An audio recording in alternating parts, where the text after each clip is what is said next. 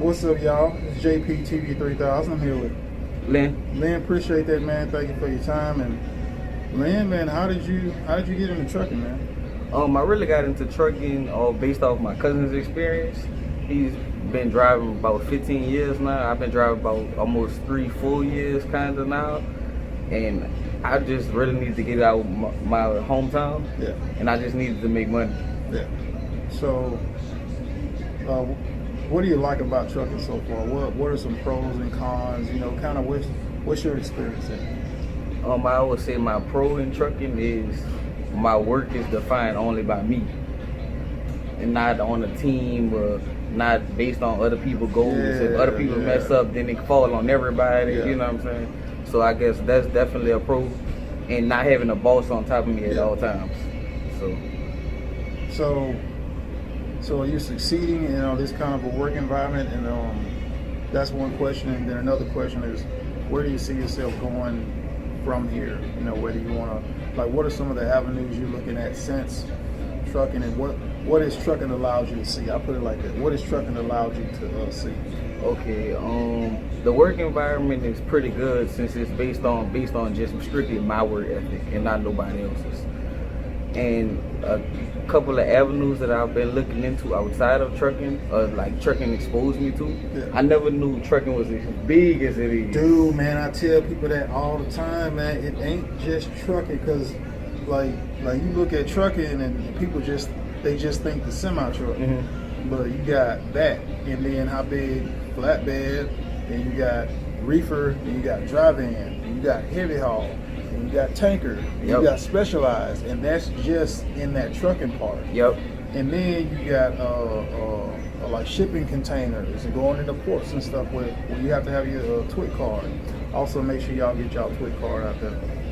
It's something that's relatively cheap, and it may come in handy if there's an opportunity to go into a port or make more money in the future. So that's something you can look at. And I think a TWIC card's around $150. And especially once you get in the truck and get your first year or so, you should be able to just spend that $150, $125 relatively easily. And the same thing with your hazmat. Just get your hazmat, go through the stuff, then you have to do your hazmat. It's different by state. Louisiana, a guy told me they passed a bill in Louisiana where it's every 6 years they have to do their hazmat, which I'm like, hell yeah, because I get tired of doing mine every 2 years. But also, like you were saying about how big trucking is, it's not just trucking, it's your CDL, your professional commercial driver's license. It's oil field. Yeah. It's FAA, like dealing with planes and stuff. Yes. Hauling fuel, also hauling equipment and stuff to and from airports. Man, because I've gotten job opportunities just because they looked at my application. This is in the past, and they're like, "Oh, okay, you got a CDL. Okay, yeah, we're gonna hire you because it's a moving truck. Yeah, but it's not a CDL required. But you know what part I've been looking at lately, because I don't know if you know, but it's been like a wave going on with the internet about like regular people just buying semis and thinking it's gonna get them rich and all that. But outside of you just driving the truck, because like how you send the containers, that's actually what I do Monday through Friday, containers, and I do Amazon like on the weekend, right? You can just literally buy chassis and rent them out. It's so many different components with this that you don't have to focus on a semi truck. Because right now we had an issue. We have semi trucks, but we can't find drivers. Yeah. So I'm more focused on the back office and those parts of trucking, because two guys told me this. They made millions on trucking, but they say they never made millions off the actual truck. It's the back office. Yeah. Like it's that other stuff that trucking is part of, and trucking is built off of. Because like you said, renting trailers. Because in my opinion, the people making the most money is usually the middle. Like the middle people are the ones that are they're not involved with purchasing the trucks. They're just making the money off of having the trailers, or making the money off of providing the services of moving freight, being they call it the logistics. Yeah. Like you said with Amazon is being the logistics And as soon as Amazon gets up and rolling enough, they'll be in a position where they'll control the logistics. So, you know, like you said, there's so many avenues in there. And no, just having a truck ain't gonna get you rich. It'll get you a better income, maybe a better way of life. But Definitely. It's what you do with it versus, where are you from? New Orleans. You already know.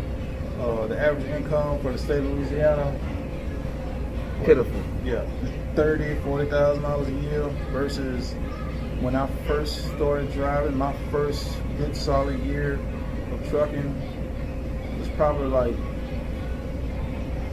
42,000. But that was like my first year solo on the truck, and I was also learning stuff. And then that year after that, it was like 60. And the year after that, it was like 75. Yeah. So nowadays, a person. That's what I was just gonna ask you. What year that was? 2010. See, that's what I was saying. I could mess your head up. I only been driving 4 years. My second year, like my solid year driving trucks, I made 40 G's in 6 months. Bro, that's the thing. Like now you go to them Russian. I'm not gonna say the Russian companies be having their stuff together. But I done heard. But you can make your money though. I done heard, man. You can make your money, dude. That's because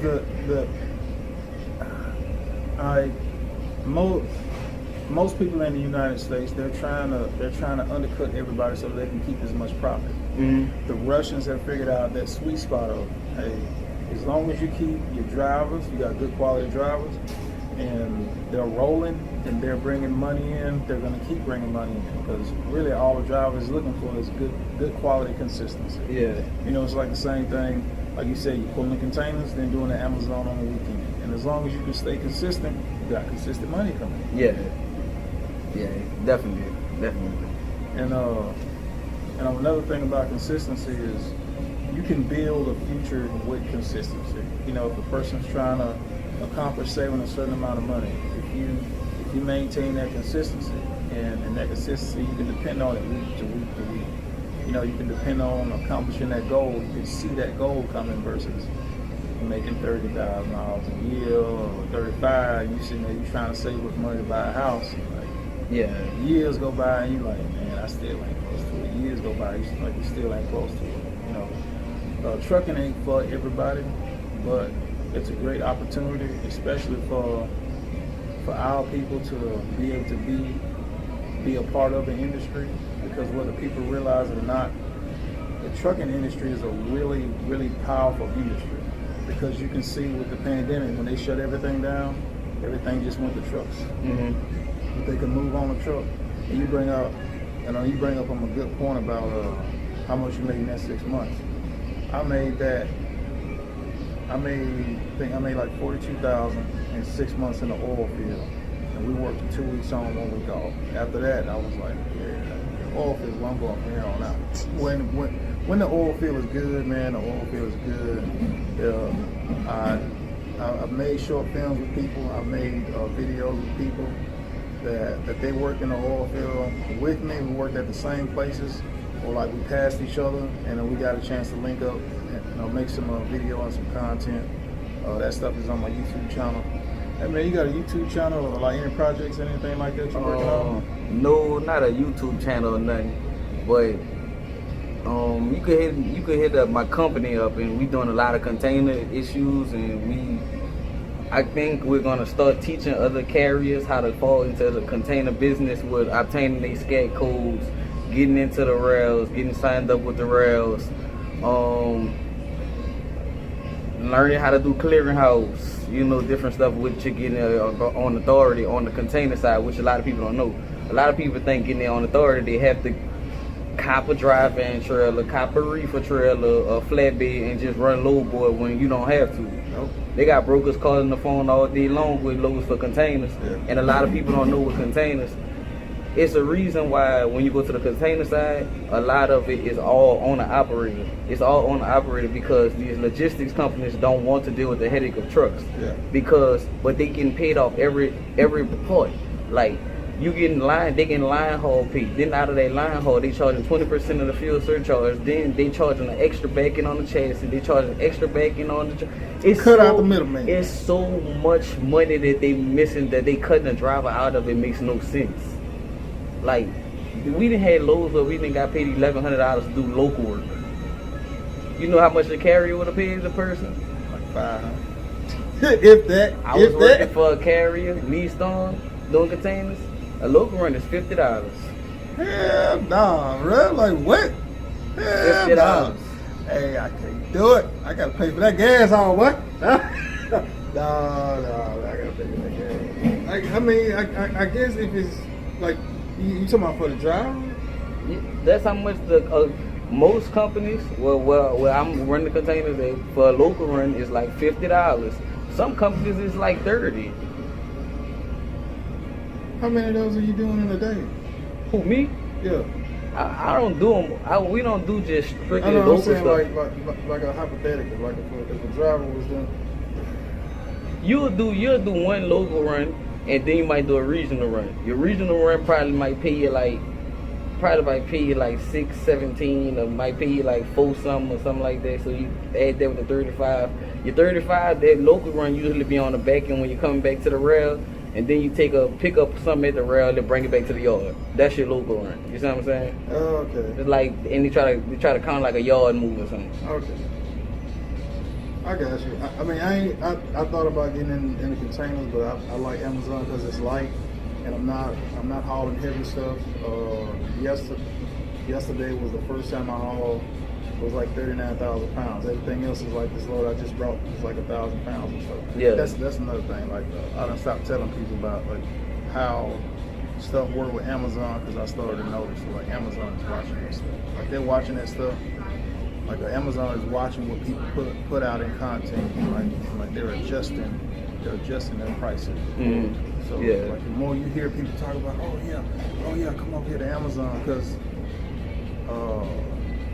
This owner-operator told me something a while back when I asked him about getting my own truck. And I probably told this story before, but I'll tell it to you off camera and stuff.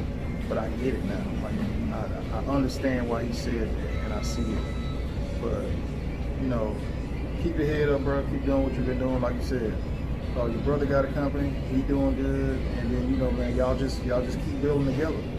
Especially since you already doing and you already in the same industry. Mm-hmm. And you know, also look at flying planes. You know, if you ever want to get into doing that, yeah, or flatbed, step deck, or get into military contracts and stuff. Yeah, and like you said, it's so many opportunities.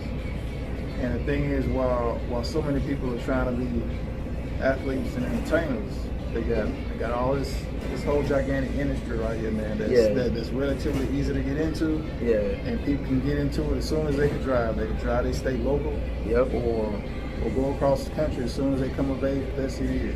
Yeah. And man, you got anything you got any shouts out you want to give out to anybody? No. All right. This is JPT 3000. Once again, here with Len, appreciate that, man. Thank you for your time. I'm on the load. I gotta go finish taking this sucker from Mobile back to Memphis. It's been a long night. Might be making more videos in the future, but mostly I've been focusing on my company, staying consistent, and saving money. That way, in case something happens with a breakdown, I'm already prepared for it and I'm ready to take care of that and keep the truck rolling. That's how it goes. And also, just like you said, Len, looking at my opportunities and things outside of trucking, whether it be some people may be getting into real estate, some people may be getting into stock market, Bitcoin, all of the other avenues. So it's not just trucking, it's trucking and beyond. JPT 3000, once again here with Len.